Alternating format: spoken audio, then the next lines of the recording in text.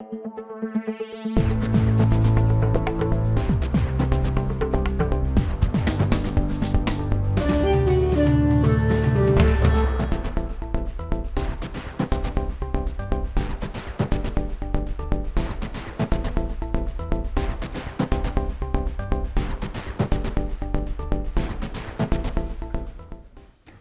এখন জনপদে। পুরো আয়োজনে আপনাদের সাথে আছি আমি ইসরাত মুক্তি।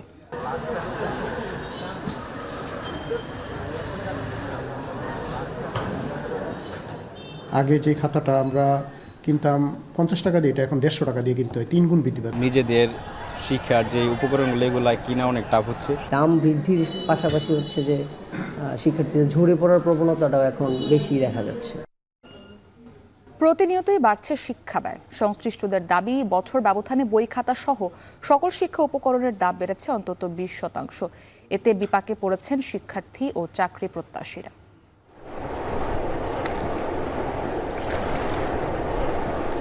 অনুমতি দিচ্ছে না, আমরা যেতে পারছি না, অথচ এটা একটা সুন্দর, এই বন্দরের সুন্দর একটা ভবিষ্যৎ আছে।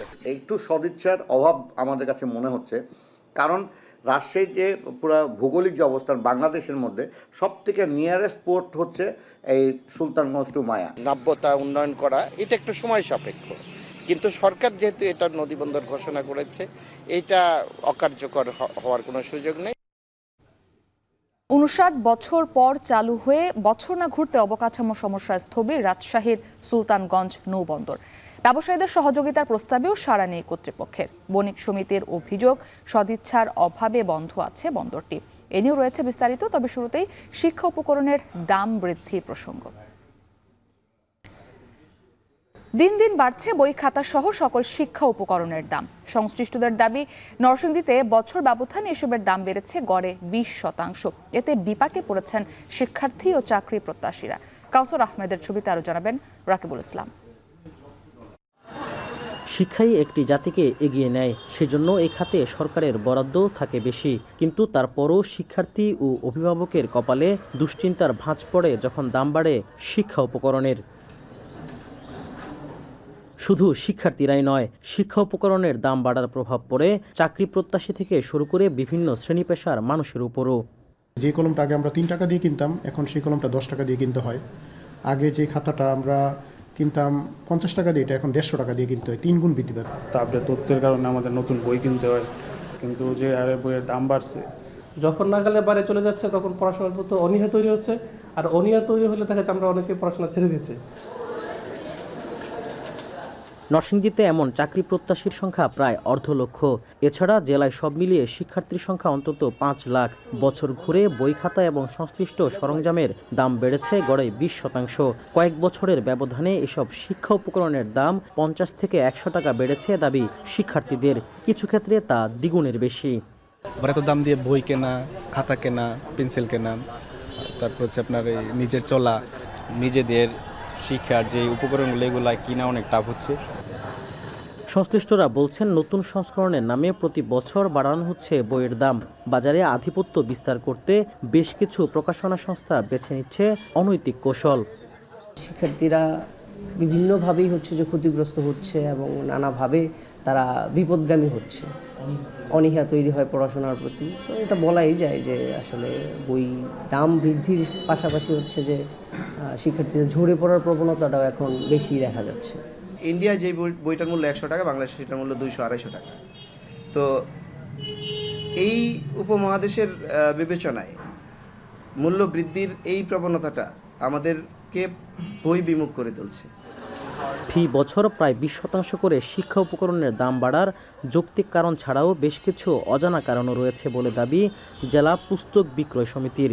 প্রতি বছরের মূলধন বৃদ্ধি হচ্ছে, যার কারণে অনেকে এই সময়ের সাথে তাল মিলাতে পারছে না, যার জন্য তারা বইয়ের ব্যবসা ছেড়ে অন্য বিকল্প ব্যবসা এবং প্রবাস জীবন পর্যন্ত বেছে নিতে তারা বাধ্য হচ্ছে।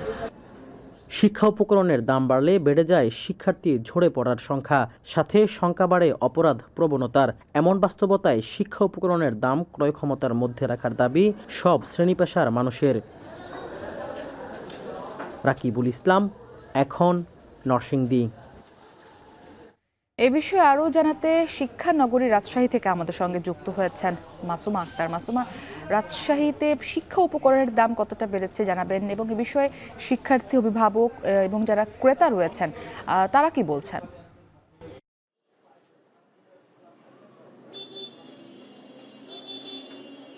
মুক্তি, আমরা আছি এখন রাজশাহী মহানগরীর একটি অন্যতম যে শিক্ষা উপকরণ যেখানে বিক্রি হয়, অর্থাৎ সমবায় মার্কেটে। সেখানে কিন্তু মোটামুটি 30টির মতো দোকান রয়েছে। তবে এখানকার যারা ব্যবসায়ীরা রয়েছেন তাদের সাথে আমরা কথা বলেছি। তারা যেটি বলছেন যে গেল ডিসেম্বর আসলে রিম কাগজের ক্ষেত্রে হোয়াইট প্রিন্ট যে কাগজটি রয়েছে সেখানে তাদের রিমে 50 থেকে 60 টাকা কিন্তু বেড়েছে। তাতে করে তাদের যে খাতাগুলো তৈরিকৃত যে খাতাগুলো রয়েছে সেগুলোর দামও যেমন বেড়েছে। এখানে 300 পেজের যে খাতাটি রয়েছে সেটির দাম এখন 110 টাকা, রকমভেদে এটি 130-40 টাকা পর্যন্ত রয়েছে। তবে অন্যান্য যে কলম বা অন্যান্য কলম, পেন্সিল থেকে শুরু করে অন্যান্য যে উপকরণগুলো রয়েছে এগুলোর তেমন একটা দাম বাড়েনি বলছেন এখানকার ব্যবসায়ীরা। তবে খাতার বা রিম কাগজের ক্ষেত্রেই সেই দামের প্রভাবটি বেশি রয়েছে। এখানে যে রিম কাগজটি বিক্রি হচ্ছে সেটি বলছে হোয়াইট প্রিন্ট যে রিমটি সেটি বড় আকারের, যেটি 2600 থেকে 2700 টাকায় তারা কিনছেন, এবং এটি সাইজে যেটি ছোট রয়েছে সেটি 550 থেকে 650 টাকা রিমে তারা বিক্রি করছেন, যেটি দিস্তায় দাঁড়াচ্ছে 30 টাকায়। এবং যেটি নিউজ প্রিন্ট রয়েছে সেটি হচ্ছে ছোট আকারের, যেটি রয়েছে 380 থেকে 400 টাকা রিমে বিক্রি করছেন, এবং যেটি দিস্তায় 20 টাকা দাঁড়াচ্ছে।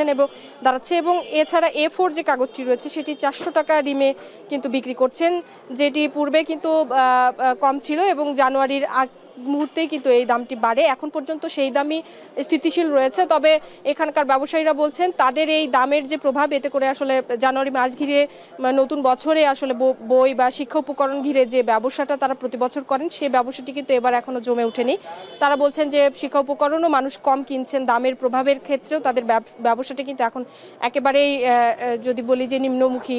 যদি বলি জানুয়ারির শুরুতে যে ব্যবসাটি তারা প্রতি বছর করেন সেটি হচ্ছে না। এখানকার প্রত্যেকটি দোকানের ক্ষেত্রেই আমরা দেখছি যে সকাল থেকে খুবই ঢিলেঢালা পর্যায়ে কিন্তু তারা জিনিস কেনা বেচা হচ্ছে। এবং আমরা অভিভাবকদের সাথেও কথা বলেছি, তারা বলছেন যে আসলে প্রতি বছরই কিন্তু শিক্ষা উপকরণের দাম এবং পাশাপাশি স্কুল কলেজগুলোতে বই থেকে শুরু করে কোর্স ফি বা কোচিং ফি যে বিষয়গুলো রয়েছে, সেশন ফি, এগুলো প্রতি বছরই আসলে দফায় দফায় বাড়ানো হয়। এতে করে অভিভাবকদের জন্য এটি কিন্তু একটি বাড়তি চাপ হয়ে দাঁড়িয়েছে। যেহেতু শিক্ষানগরী, এখানে কিন্তু শতাধিক স্কুল রয়েছে, স্কুল কলেজ রয়েছে, যেখানে কিন্তু প্রতি বছর আসলে শত শত শিক্ষার্থী, নতুন শিক্ষার্থীরা কিন্তু স্কুলে ভর্তি হয়, এবং সেই সকল স্কুলগামী শিক্ষার্থীদের জন্য এই শিক্ষা উপকরণ কিনতে গিয়ে কিন্তু বড় একটি অঙ্কের টাকা কিন্তু আসলে অভিভাবকদের দিতে হয়।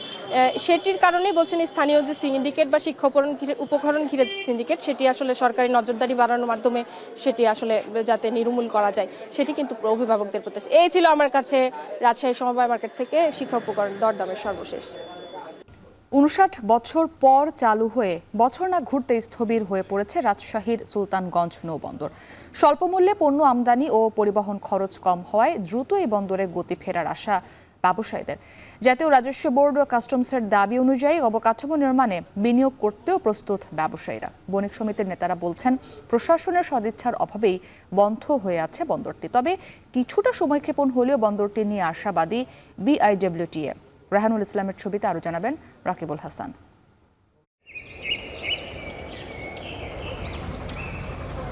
সাজসজ্জায় রঙিন রাজশাহীর সুলতানগঞ্জ নৌবন্দরের এ ছবি গেল বছর 12 ফেব্রুয়ারির।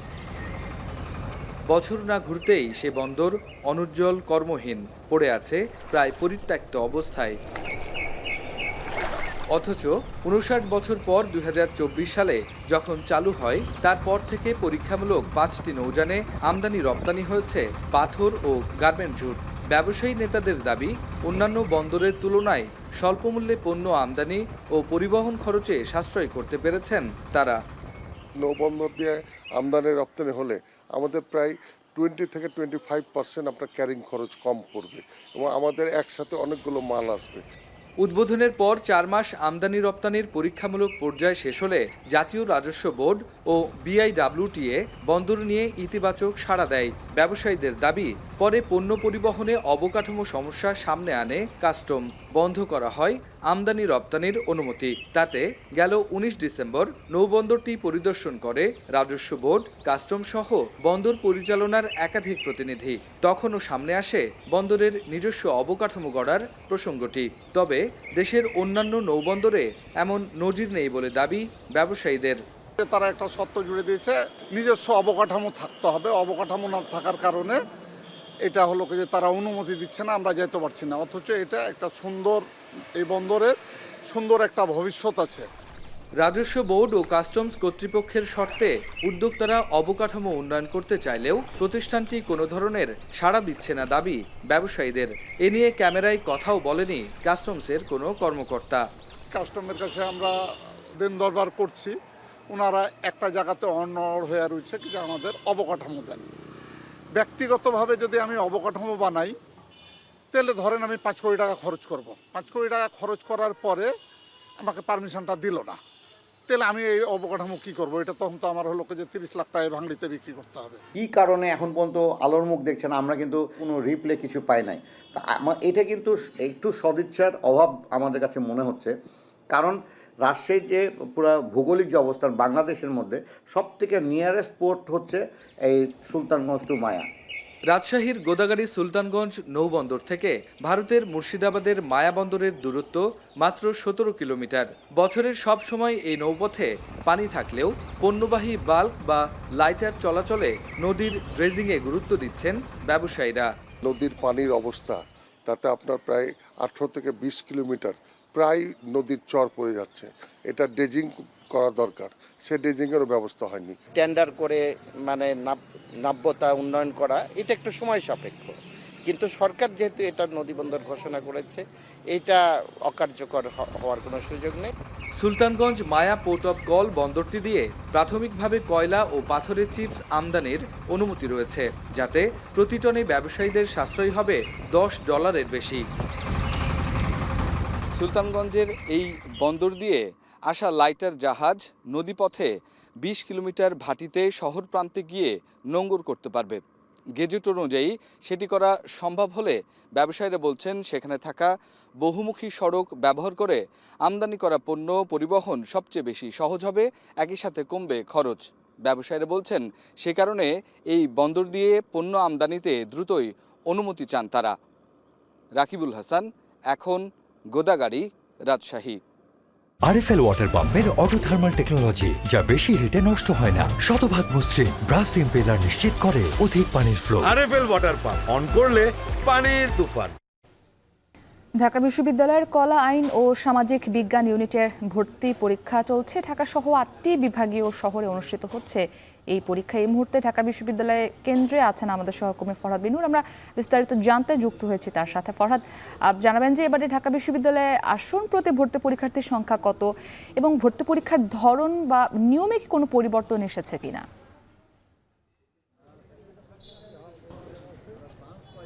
মুক্তি, ধন্যবাদ। ঢাকা বিশ্ববিদ্যালয়ের বিগত কয়েক বছর থেকেই যে নিয়ম অনুযায়ী পরীক্ষা হচ্ছে, সেই নিয়ম অনুযায়ী এবারও পরীক্ষা হচ্ছে। অর্থাৎ এখানে আপনার 100 মার্কের লিখিত পরীক্ষায় থাকবে, এমসিকিউ থাকবে, লিখিত পরীক্ষা থাকবে, এবং এটি কিন্তু গত কয়েক বছর থেকে এই নিয়মেই হয়ে আসছে। এবং আরেকটি বিষয় হলো যে এবার কিন্তু ঢাকা বিশ্ববিদ্যালয়ের যে আইন, কলা ও সামাজিক বিজ্ঞান অনুষদে যে ভর্তি পরীক্ষা, সেখানে কিন্তু এবার আসন প্রতি 43 জন শিক্ষার্থী প্রতিদ্বন্দ্বিতা করছে। আমরা জানি ইতোমধ্যেই কিন্তু পরীক্ষা শুরু হয়ে গেছে বেলা 11টা থেকে। এবং আরেকটা বিষয় একটু বলতে হয় যে আমরা কিন্তু জানি যে এবার 2934টি আসনের বিপরীতে এবার আবেদন করেছে 1,25,000-এর বেশি, অর্থাৎ আসন প্রতি 43 জন পরীক্ষার্থী কিন্তু এখানে আজকে প্রতিদ্বন্দ্বিতা করছেন। আমি যদি আরেকটা বিষয় বলি যে গতবার কিন্তু এখানে আবেদনের সংখ্যা একটু কম ছিল, সেটি হচ্ছে 1,02,000 আবেদন করেছিল। এবার কিন্তু সেই জায়গায় প্রতিদ্বন্দ্বিতার সংখ্যাটা বেড়েছে। এবং আরেকটা বিষয় একটু বলে রাখি যে ঢাকা বিশ্ববিদ্যালয়ের যে আইন, কলা ও সামাজিক বিজ্ঞান অনুষদ, এখানে কিন্তু আপনার সায়েন্স, আর্টস, কমার্স সব ধরনের শিক্ষার্থীরাই কিন্তু এইখানে অংশ নিতে পারছেন। এখানে আর্টস এবং সামাজিক বিজ্ঞানের যেসব বিষয়গুলো, সেগুলোই কিন্তু এখানে রয়েছে। এবার যে সিস্টেমটা রয়েছে সেটি বিগত কয়েক বছর থেকেই রয়েছে। যেমন প্রত্যেক বিভাগের শিক্ষার্থী কিন্তু প্রত্যেক ইউনিটে ভর্তি পরীক্ষা দিতে পারছে এবং যে যেখানে করে যেটাতে আগ্রহ প্রকাশ করে সেটাতে কিন্তু সে পরীক্ষা দিতে পারছে। এবং আরেকটা বিষয় একটু বলতে হয় যে আমরা জানি বিগত সময়ে বিগত যে তাদের যে পরীক্ষা ছিল এইচএসসি পরীক্ষা, সেই এইচএসসি পরীক্ষার সময় কিন্তু দফায় দফায় তাদের পরীক্ষা আসলে 5 দফায় পেছানোর পরে তাদের পরীক্ষাটা কিন্তু একেবারে শেষ পর্যন্ত অর্ধেক পরীক্ষার নেওয়াই সম্ভব হয়নি। অর্থাৎ তারা কিন্তু এবার সংক্ষিপ্ত সিলেবাসে পরীক্ষা দিয়েছিল এবং সেই সংক্ষিপ্ত সিলেবাসের উপরেই কিন্তু তাদের আজকে ঢাকা বিশ্ববিদ্যালয়ের ভর্তি পরীক্ষা হচ্ছে। তো এই ছিল মুক্তি আমার কাছে ঢাকা বিশ্ববিদ্যালয় থেকে সবশেষ তথ্য। প্রকাশ্যে ব্যবসায়ীকে গুলি করে হত্যার পর আতঙ্ক বিরাজ করছে চট্টগ্রামের রাউজান উপজেলায়। এ বিষয়ে আরো জানাতে আমাদের সঙ্গে যুক্ত হয়েছেন শোয়েব রহমান। শোয়েব, ঠিক কী কারণে হত্যাকাণ্ড ঘটেছে বলে জানা গেছে এবং এর সঙ্গে কারা জড়িত, নিহতের স্বজনরা কি বলছেন, বিস্তারিত জানাবেন।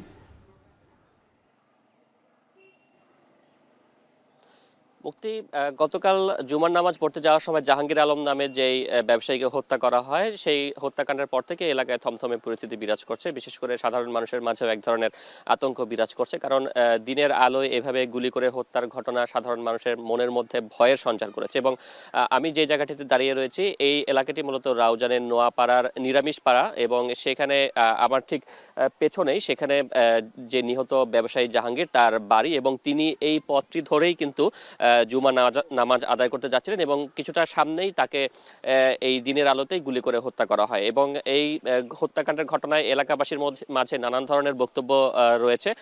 কেউ কেউ বলছেন যে চাঁদা না পেয়ে মূলত তাকে হত্যা করা হয়েছে, এবং তিনি ব্যবসায়ী ছিলেন, বিভিন্ন জায়গায় দানও করতেন, দানশীল ব্যক্তি ছিলেন বলে এলাকায় তার প্রচার রয়েছে, এবং তিনি চাঁদা না দেওয়ায় মূলত তাকে হত্যা করা হয়েছে, এমন একটি দাবি কিন্তু এখানকার এলাকাবাসীর কারো কারো মধ্যে রয়েছে। তবে পুলিশ এখনো ঘটনার যে মূল ঘটনা সেটি এখনো অনুসন্ধান করতে পারেনি। এবং গতকালকে একটি সিসিটিভির ফুটেজ ভাইরাল হয়েছে সামাজিক যোগাযোগ মাধ্যমে। সেখানে দেখা যায় 10-15 জনের একটি দল, তারা মুখোশ জড়িয়ে এবং হাতে বিভিন্ন অস্ত্রশস্ত্র নিয়ে যে হত্যাকাণ্ড, সেই হত্যাকাণ্ডের আগে তারা যাচ্ছিলেন, এবং এরকম একটি ছবি কিন্তু সামাজিক যোগাযোগ মাধ্যমে ছড়িয়ে পড়েছে। এবং আইনশৃঙ্খলা বাহিনী বলছে তারা ফুটেজটি যাচাই বাছাই করছেন এবং সেখানে কারা ছিল তাদের পরিচয় শনাক্তের পর তাদেরকে আটকের ব্যাপারে বা গ্রেফতারের ব্যাপারে তারা কিন্তু সেই বিষয়টি প্রকৃত কারণ বের করতে পারবেন। এবং পরিবার পরিজন যেটি বলছে যে মূলত তারা বুঝতে পারছেন না কি কারণে এই হত্যাকাণ্ড, এবং এই হত্যাকাণ্ডের সঙ্গে যারাই জড়িত হোক তাদেরকে এই দ্রুত আইনের আওতায় আনার জন্য কিন্তু পরিবারের পক্ষ থেকে দাবি রয়েছে। এবং 5ই আগস্টের পর থেকে কিন্তু রাউজান অশান্ত হয়ে গিয়েছে। গেল 4 মাসে কিন্তু অন্তত 30-এরও বেশি বার সংঘর্ষ, ধাওয়া পাল্টা ধাওয়া এবং গোলাগুলির ঘটনা ঘটেছে এই রাউজানে, এবং সবকিছু মিলিয়ে রাউজানবাসী কিন্তু এখন অনেকটা আতঙ্কের মধ্যে দিন পার করছেন। মুক্তি, শরীয়তপুরের সড়ক বিভাগের অদূরদর্শিতায় জলাবদ্ধ শত শত হেক্টর ফসলি জমি। উন্নয়ন প্রকল্পের নামে খাল ভরাট করে রাস্তা ও সেতু নির্মাণ করায় এমন দশা। এতে চাষাবাদ করতে না পারায় ভোগান্তিতে কৃষক। অনাবাদি থাকায় বাধাগ্রস্ত হচ্ছে খাদ্য উৎপাদন। খাল বাঁচাতে প্রয়োজনীয় পদক্ষেপ নেওয়ার আশ্বাস সড়ক ও জনপদ বিভাগের। সজীব খানের ছবিতে আরো জানাবেন কাজী মনিরুজ্জামান। শরীয়তপুরের নড়িয়ার গাগরিজোড়া গ্রামের কৃষক সত্তরোর্ধ্ব আবু বকর খা। জলাবদ্ধতার কারণে কচুরিপানার নিচে তার 2 একর জমি। এ অবস্থায় ভরা মৌসুমেও চাষ করতে পারছেন না বোরো ধান। এতে দুশ্চিন্তায় দিন কাটছে তার। আবু বকরের অভিযোগ, সড়ক বিভাগের খামখেয়ালিপনায় এমন দশা নশাসন পাড়াগাঁও খালের। এতে জমি থেকে পানি না নামায় লোকসান গুনতে হবে বলে দাবি তার। এই জমিনে ধান হইতো, ধান দিয়ে আমার সংসার চলতো, বাল বাচ্চা খাইতো, আমি খাইতাম। এটি আমার, এখন আমি পথে বসে গেছি বাবা এই খাল জলাবদ্ধতার কারণে। একই অভিযোগ নড়িয়ার নশাসন, গাগরিজোড়া ও পাড়াগাঁও এলাকার হাজারো চাষির। জলাবদ্ধতার কারণে বড় আবাদ করতে পারছেন না তারা। জানান, অপরিকল্পিতভাবে সেতু নির্মাণ আর সড়ক সম্প্রসারণের কারণে ভরাট করে দেওয়া হয় খালের কীর্তিনাশা নদীর কোটাপাড়া অংশ। এতে বন্ধ হয়ে গেছে খালের পানি প্রবাহ। সময় মতো পানি না নামলে বর্ষায় স্থায়ী হবে জলাবদ্ধতা। দুর্ভোগ বাড়বে স্থানীয়দের। বৃষ্টির পানিতে পানি আর বের হওয়ার মতো জায়গা নেই। এই বুক পর্যন্ত পানি হয়ে যায়, ধান তোলা যায় প্রতি বছর। এই ব্রিজ কারণে আমার ওই খালটা বন্ধ হয়ে গেছে, আমরা চাষাবাদ করতে পারি না। আমি তো 10 লাখ টাকা কামাই করতাম বর্ষাকালে, অন্ত মনে হয় একটাও কামাই করারই নেই। এমন বহুত ফ্যামিলি আছে মাছ ধরিয়া বাঁচছে বর্ষাকালে, কিন্তু কেউ 1 টাকা কামাই নেই। সড়ক বিভাগ বলছে প্রকল্পের নকশা করার সময় খালের বিষয়টি খেয়াল না করায় এমনটি ঘটেছে। যদিও জমির নকশায় শুরু থেকে খালের কথা উল্লেখ রয়েছে বলে জানান ভূমি কর্মকর্তা। 244 নং দাগে খাল এটা বিদ্যমান আছে নকশা অনুযায়ী এবং রেকর্ড অনুযায়ী, এবং এটা জেলা প্রশাসক মহোদয়ের নামে খাল শ্রেণী হিসাবে রেকর্ডভুক্ত আছে। প্রাকৃতিক জলাশয়ের প্রবাহ কোনোভাবে বন্ধ করা যাবে না, সে কারণে এই প্রবাহটা অব্যাহত রাখার জন্য আমরা যে প্রয়োজনীয় পদক্ষেপ দরকার, কালভার্ট নির্মাণ সহ অন্যান্য, সেগুলো আমরা নেব। জলাবদ্ধতার কারণে শরীয়তপুরে এবছর 2812 হেক্টর জমি থাকছে অনাবাদি। এ অবস্থায় পানি নিরসনে শিগগিরই ব্যবস্থা নেওয়ার দাবি জানান স্থানীয়রা। এই কচুরিপানার নিচে হাজারো কৃষকের স্বপ্ন চাপা পড়ে আছে। জলাবদ্ধতার কারণে নড়িয়ার নশাসন এলাকার শত শত হেক্টর জমি অনাবাদি রয়েছে। খাল খননের মাধ্যমে পানি নিষ্কাশন করা গেলে ফলবে ফসল, কৃষক ফিরে পাবে তাদের জীবিকা। কাজী মনিরুজ্জামান, এখন নড়িয়া, শরীয়তপুর। ভোজ্য তেল হিসেবে চাহিদা বাড়ায় চলতি বছর সিরাজগঞ্জে সরিষার রেকর্ড পরিমাণ আবাদ হয়েছে। পাশাপাশি বেড়েছে সরিষা ফুল থেকে মধু আহরণ। জেলায় এবার সরিষা ও মধু মিলিয়ে 1000 কোটি টাকা ব্যবসার আশা কৃষকদের। ইমরান শেখের ছবিতে আরও জানাবেন রিফাত রহমান। সিরাজগঞ্জের চলন বিলের পাশের প্রতিটি ফসলি মাঠ এখন ঢাকা পড়েছে হলুদের চাদরে। চলতি মৌসুমে চলন বিল সহ সিরাজগঞ্জের প্রায় 87,000 হেক্টর জমিতে চাষ হয়েছে সরিষার। উন্নত জাত ও আবহাওয়া অনুকূলে থাকায় বিঘা প্রতি খরচ হচ্ছে মাত্র 5 থেকে 6,000 টাকা, যেখানে প্রতি বিঘায় উৎপাদন হবে 6 থেকে 7 মণ সরিষা। কম খরচ ও ব্যাপক চাহিদা থাকায় এবছর ভালো লাভের আশা কৃষকদের। 5-6 মণ করে শস্য হয়, যদি এখন 3500 টাকা করে দাম, যদি তোলার পর কাঁচা ভিজা বেচতে পারি তাতে 3000 টাকা থাকবে। গেলবার যা 14 বিঘা বুনছিলাম, ফলন ভালো দেখে দামও বেশি পাচ্ছি দেখে এবার 18 বিঘা করছি। এবার আবহাওয়া ভালো, ইনশাল্লাহ আমরা আশা করি যে এবার আর শস্য ভালো হবে। 9000 টাকা শস্য প্রতি বিঘায় আমরা পাবো। কুয়াশা কম, এই জন্য ফুলটো নষ্ট হওয়ার ভাগ কম, এই জন্য দানা ভালো হবে। সরিষার ফুলে ফুলে মধু সংগ্রহে ব্যস্ত মৌমাছির দল। এবার জেলায় বিভিন্ন প্রান্তে 3000-এর বেশি মৌবাক্স বসিয়েছেন 2 শতাধিক মৌখামারি। গত বছরের তুলনায় মধুর উৎপাদন কিছুটা কম হলেও দাম তুলনামূলক বেশি পাচ্ছেন। প্রতি কেজি মধু পাইকারিতে বিক্রি হচ্ছে 250 থেকে 300 টাকায়।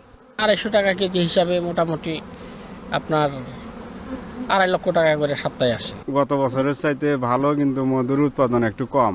মাসে 40-45 মণ মধু বের হয়। 1 মণ আমাদের মালিকে 1 মণ মধু বেচে 10 থেকে 12,000 টাকা। ভোজ্য তেলের আমদানি নির্ভরতা কমানোর পাশাপাশি সরিষার আবাদ বাড়াতে কৃষকদের পরামর্শ সহ নানা সহায়তার কথা জানায় কৃষি বিভাগ। 80 দিনের মধ্যে হারভেস্ট হয়ে যাচ্ছে এবং প্রতি বিঘা জমিতে 6-7 মণ করে সরিষা পাচ্ছে। এই কারণেই কৃষক ভাইয়েরা দিনে দিনে এখানে সরিষার আবাদ বৃদ্ধি পাচ্ছে। খরচ বাদ দিয়েও আমাদের প্রতি বিঘা জমিতে এখানে 5-7 হাজার টাকা এখানে কৃষক ভাইদের নির্বিঘ্নে লাভ থাকতেছে। সিরাজগঞ্জে এবার 1.5 লাখ টন সরিষা ও 360 টন মধু উৎপাদনের লক্ষ্য নির্ধারণ হয়েছে, যার বাজার দর প্রায় 1000 কোটি টাকা। এখন সিরাজগঞ্জ। তরুণ প্রজন্মের সৃজনশীল শক্তিকে কাজে লাগিয়ে সমাজে ইতিবাচক পরিবর্তনের লক্ষ্যে ময়মনসিংহের ত্রিশালে জাতীয় কবি কাজী নজরুল ইসলাম বিশ্ববিদ্যালয়ে প্রথমবারের মতো অনুষ্ঠিত হচ্ছে বিশ্বের অন্যতম জনপ্রিয় ইভেন্ট টেডেক্স, যেখানে শিক্ষার্থীদের সঙ্গে অভিজ্ঞতা বিনিময় করছেন বিভিন্ন সেক্টরের সফল ব্যক্তিরা। এ বিষয়ে আরও জানাতে আমাদের সঙ্গে যুক্ত হয়েছেন হারুনুর রশিদ। হারুন, টেডেক্সে শিক্ষার্থীদের সাড়া কেমন দেখছেন এবং এই আয়োজনটি সমাজে কী ধরনের ইতিবাচক প্রভাব ফেলবে?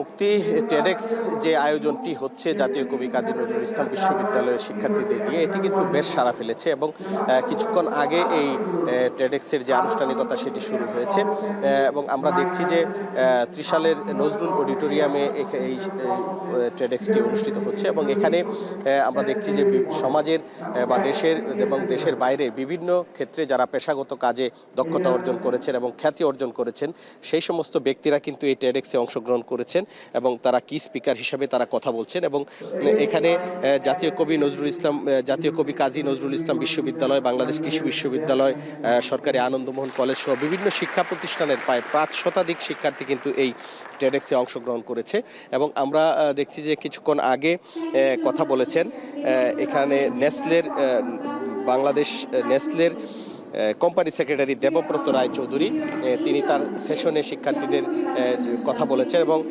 এখানে আমরা যেটি দেখেছি যে দেবব্রত রায়চৌধুরী যে কথা বলেছেন তার পেশাগত জীবনে তিনি কিভাবে সফলতা অর্জন করেছেন এবং সফলতা অর্জন করতে গিয়ে আসলে কী ধরনের সমস্যার সম্মুখীন হয়েছেন এবং কিভাবে সমাধান করেছেন এই বিষয়গুলো কিন্তু তিনি এখানে তুলে ধরেছেন এবং তার সেশনের পরে আমরা দেখেছি যে শিক্ষার্থীরা বিভিন্ন বিষয় নিয়ে তাকে প্রশ্ন করেছেন এবং সেই প্রশ্নের উত্তরও কিন্তু দিয়েছেন এবং এখানে দেবব্রত রায়চৌধুরী ছাড়াও কিন্তু আরও বেশ কয়েকজন কি স্পিকার রয়েছেন, যেমন অভিনেত্রী অপি করিম রয়েছেন, এখানে কথা বলবেন এবং Estonian entrepreneurship university of applied সায়েন্সের টেকসই উন্নয়ন বিভাগের সিনিয়র প্রভাষক ও লেখক আমিনুল ইসলাম কথা বলবেন, জেন্টস ইনিশিয়েটিভ এর কো ফাইন্ডার এবং চিফ এক্সিকিউটিভ জাকির হোসেন কথা বলবেন, চলচ্চিত্র নির্মাতা আশফাক নিপুণ কথা বলবেন বলে আমরা এখানে জানতে পেরেছি।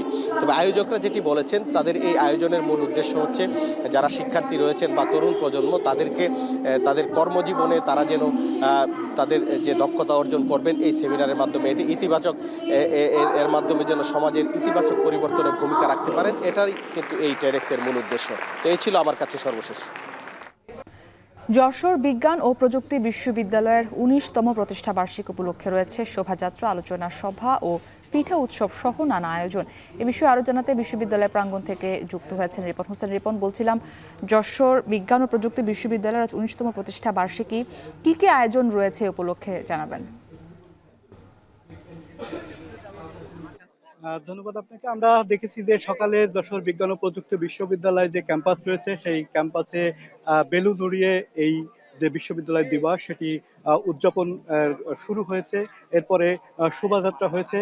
এই আমরা দেখছি যে ক্যাম্পাস রয়েছে, ক্যাম্পাস প্রাঙ্গণে পিঠা উৎসবের আয়োজন করা হয়েছে। এখানে যে বিভাগ রয়েছে, বিভিন্ন বিভাগের যে ২৭টি স্টল রয়েছে সেই স্টলে প্রায় ১০০ প্রকারের উপরে পিঠা রয়েছে। আমরা দেখেছি যে বিজ্ঞান প্রযুক্তি বিশ্ববিদ্যালয়ের যে ভিসি রয়েছে আব্দুল মজিদ, তিনি এই পিঠার যে স্টলগুলো রয়েছে সেটি ঘুরে ঘুরে দেখছেন এবং এই যে স্টলগুলো রয়েছে এখানে কিন্তু একটি প্রতিযোগিতা হচ্ছে যে কার পিঠা ভালো কার পিঠা খারাপ, এমন কিন্তু একটা প্রতিযোগিতা রয়েছে এবং এই প্রতিযোগিতায় যারা প্রথম স্থান করবে, দ্বিতীয় স্থান করবেন তাদেরকে কিন্তু পুরস্কৃত করা হবে। পাশাপাশি আমরা দেখেছি যে একটি মঞ্চ করা হয়েছে, সেখানে আলোচনা সভার আয়োজন করা হয়েছে। আলোচনা সভার পরে এখানে সাংস্কৃতিক অনুষ্ঠান হবে এবং দিনব্যাপী যে সাংস্কৃতিক অনুষ্ঠান সেটি উপভোগ করবেন বিশ্ববিদ্যালয়ের যারা শিক্ষার্থী রয়েছে, অভিভাবক রয়েছে এবং বিভিন্ন আমন্ত্রিত অতিথি যারা রয়েছেন তারা এই অনুষ্ঠানে উপস্থিত হয়েছে এবং অনুষ্ঠান উপভোগ করছেন।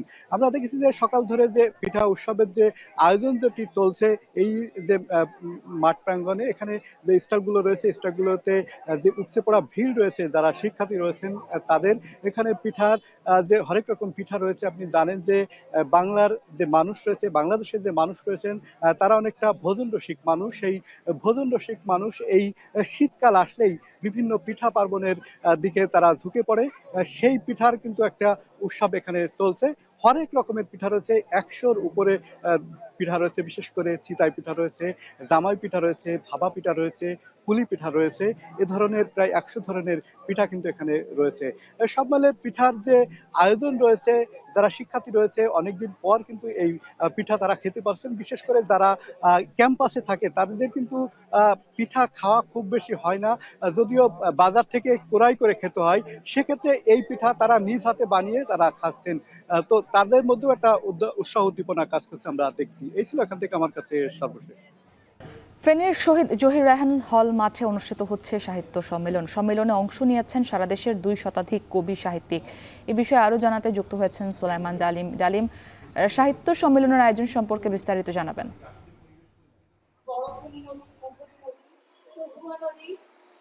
আমরা এখন আছি ফেনী শহরের শহীদ জহির রায়হান মিলনায়তন মাঠে। এই মাঠে ফেনী সাহিত্য সভার আয়োজনে আজকে যে সাহিত্য সম্মেলন হচ্ছে, এই সম্মেলনে ফেনী এবং সারা দেশ থেকে প্রায় ২ শতাধিক কবি এবং সাহিত্যিক অংশগ্রহণ করেছেন। সারা দেশের কবি সাহিত্যিকদের পদচারণা এবং তাদের যে অংশগ্রহণ, সেই অংশগ্রহণে ফেনী কিন্তু আজকে অন্যরকম আবহ বিরাজ করছে। এখানে কবি সাহিত্যিকরা সারাদিন তাদের মধ্যকার যে আলোচনা এবং সাহিত্যের যে পাঠ সেটি হবে এবং 3টি সেমিনার হওয়ার কথা রয়েছে। এছাড়াও এই যে সাহিত্য সম্মেলনকে ঘিরে কিন্তু সেলিম আল দীন যে পুরস্কার সেটি ঘোষণা করা হয়েছে। এবছর এই পুরস্কারের জন্য মনোনীত হয়েছেন প্রখ্যাত সাহিত্যিক, আলোচক এবং চিন্তক প্রফেসর সলিমুল্লাহ খান। এছাড়াও ফেনীর 10 জন কবি সাহিত্যিককে এই সম্মেলন থেকে পুরস্কার দেওয়ার কথা রয়েছে। সকাল 9টা থেকে এই সাহিত্য সম্মেলনের কার্যক্রম মূলত শুরু হয়েছে। কিছুটা শীতের আবহাওয়া এবং কুয়াশা থাকার কারণে শুরু হতে একটু দেরি হলেও কিন্তু 11টা নাগাদ থেকে কিন্তু জমে উঠেছে। এই আজকের এই যে সাহিত্য সম্মেলন এটি কিন্তু সর্বপ্রথম যে উদ্বোধন করেছেন ফেনীর প্রধান কবি মঞ্জুর তাজিম। এছাড়াও আজকের এই অনুষ্ঠানে অতিথি হিসাবে উপস্থিত রয়েছেন কথা সাহিত্যিক চঞ্চল আশরাফ। এছাড়াও আজকের এই অনুষ্ঠানটি উদ্বোধন করেছেন ফেনী জেলা প্রশাসক সাইফুল ইসলাম, পুলিশ সুপার হাবিবুল ইসলাম সহ জেলার ঊর্ধ্বতন যে কর্মকর্তা রয়েছেন তারা। এছাড়াও ফেনীর যে সকল সেক্টরের যেসব লেখক রয়েছে, কবি রয়েছে, সাহিত্যিক রয়েছে তারা কিন্তু আজকের এই অনুষ্ঠানে উপস্থিত হয়েছেন। আমরা কথা বলেছি এই যে অনুষ্ঠানে যারা অংশগ্রহণ করেছেন তাদের সাথে। তারা যেটি বলছেন যে ফেনী সাহিত্য সভা যে আয়োজনটি করেছে সারা বাংলাদেশের কবি এবং সাহিত্যিকদের ফেনীতে জড়ো করা এবং তাদের মধ্যকার যে পারস্পরিক দেনা পাওনার বিষয়, জ্ঞানের যে দেনা পাওনার বিষয়টি এটি নিঃসন্দেহে প্রশংসার দাবিদার। তারা যেটি বলছেন যে এই যে আয়োজন, এই আয়োজনটি প্রসারিত হোক এবং প্রতি বছরে যেন এই আয়োজনটি হয়। তারা আশা করছেন যে ফেনীর যে এই যে সাহিত্য সম্মেলনের যে মডেল এটি সারা বাংলাদেশে ছড়িয়ে পড়বে এবং প্রতিটি জেলায় যেন এই ধরনের সম্মেলন হয়। আমরা কথা বলেছি এখানকার যে আয়োজক শামীম মাহমুদের সাথে, তিনি বলেছেন যে এই আয়োজনটি তারা প্রতি বছরই করবেন। তো এই ছিল ফেনীর শহীদ জহিরাইন মাঠ থেকে আমার কাছে ফেনী সাহিত্য সম্মেলনের খবরের সর্বশেষ। সোলাইমান ডালিম আমাদের সঙ্গে যুক্ত ছিলেন ফেনী থেকে। পুঁজির অভাবে গৌরব হারাতে বসেছে মানিকগঞ্জের 100 বছরের ঐতিহ্যবাহী শাঁখা শিল্প। মাত্র 15 থেকে 20টি পরিবার সুনিপুণ হাতে এই ঐতিহ্যকে ধরে রাখার চেষ্টা করে যাচ্ছেন। তবে এই শিল্পকে বাঁচিয়ে রাখতে পদক্ষেপ নেওয়ার আশ্বাস দিয়েছেন জেলা প্রশাসক। আসাদ জামানের প্রতিবেদন। শাঁখা শিল্প মানিকগঞ্জের বুরুরিয়া এলাকার 100 বছরের ঐতিহ্য। 19 শতকের শুরুর দিকে সেন, দত্ত এবং কর পরিবারের হাতে এর ভিত্তি স্থাপন হয়। শ্রীলঙ্কা ও ভারত থেকে শাঁখা আমদানি করে সেগুলো কাটিয়ে নকশা করে বিক্রি হতো স্থানীয় বাজারে। ধীরে ধীরে এই শিল্পের পরিচিতি ছড়িয়ে পড়ে দেশের বিভিন্ন অঞ্চলে। তবে গত 2 দশকে অভ্যন্তরীণ বাজারের চাহিদার ঘাটতি, কাঁচামালের দাম বৃদ্ধি ও পুঁজি সংকট সহ নানা প্রতিবন্ধকতার কারণে এখন সংকটে এই শিল্প। বর্তমানে শাঁখা শিল্পের কাজ করছে ছোট বুরুরিয়া গ্রামের 15 থেকে 20টি পরিবার। সারাদিন ধরে শাঁখা কাটা, পলিশ করা এবং নকশা আঁকায় ব্যস্ত সময় পার করেন তারা। বর্তমানে একজোড়া শাঁখা আকার এবং মানভেদে বিক্রি হচ্ছে 200 থেকে 2000 টাকার মধ্যে। স্থানীয় বাজারে চাহিদা থাকলেও দাম কম হওয়ায় পেশা বদলে ফেলছেন অনেকে। আগের মতো ব্যবসাটা নাই, এখন ড্যাম হয়ে গেছে কিন্তু আমি ওই মনে করেন 20 জোড়া না হলেও 10 জোড়া হয় আর কি। ঘরে ঘরে দুজনে কাজ করি, যে কাজগুলো মেশিনে হয় না সেগুলো আমি হাতে করে দিই। টাকা তো এত আমাদের চালান নেই, ঋণটা যদি সরকারিভাবে অল্প সুদে পাওয়া যায় তাহলে আমাদের জন্য ব্যবসা চালানো মোটামুটি একটু সম্ভব হয়। শাঁখা শিল্পের সংকট কাটাতে বিভিন্ন পদক্ষেপ নেওয়ার কথা জানিয়েছেন জেলা প্রশাসক। এদের যে ক্ষুদ্র ঋণ প্রকল্প আছে বা পল্লী উন্নয়ন দপ্তরের যে ক্ষুদ্র ঋণ প্রকল্প আছে সেটার কস্ট অনেক কম। ওই ধরনের লোন সমূহ দিয়ে তাদেরকে ওয়ার্কিং ক্যাপিটাল বা চলমান পুঁজির যে বিষয়টা সেটা আমরা প্রোভাইড করার ব্যবস্থা করব। শাঁখা তৈরির কারিগর সহ সংশ্লিষ্টরা বলছেন, দেশে বিপুল চাহিদা থাকায় এই শিল্পের সঠিক বিকাশের জন্য সরকারের সহায়তা প্রয়োজন। মানিকগঞ্জের ঘিওরের শতবর্ষী শাঁখা শিল্পের ঐতিহ্য টিকিয়ে রাখতে প্রয়োজন সরকারি পৃষ্ঠপোষকতা ও সহজ শর্ত ঋণ। দ্রুত এমন সহায়তা পেলে আবারও ঘুরে দাঁড়াবে এ শিল্পটি, এমনটাই জানিয়েছেন সংশ্লিষ্টরা। আসাদ জামান, এখন মানিকগঞ্জ। চট্টগ্রামে গোয়েন্দা সংস্থার সদস্য পরিচয় ডাকাতির সময় 11 জনকে আটক করেছে পুলিশ। শুক্রবার 11:30টায় নগরীর খুলশীর আবাসিক এলাকার একটি ভবনে ডাকাতির সময় তাদেরকে আটক করা হয়। এ সময় তাদের কাছ থেকে একাধিক খেলনা পিস্তল, ডিজিএফআই এর ভুয়া পরিচয়পত্র সহ অন্যান্য সরঞ্জাম জব্দ করা হয়। পুলিশ জানায়, ডাকাত দলের সদস্যরা দুটি মাইক্রোবাস নিয়ে ওই এলাকায় গিয়ে গোয়েন্দা সংস্থার সদস্য পরিচয়ে একটি বাসায় ঢোকে, কিন্তু বাসা মালিকদের সন্দেহ হলে তারা খুলশী থানায় যোগাযোগ করেন। পরে পুলিশ গিয়ে পুরো ভবনে অভিযান চালিয়ে তাদেরকে আটক করে।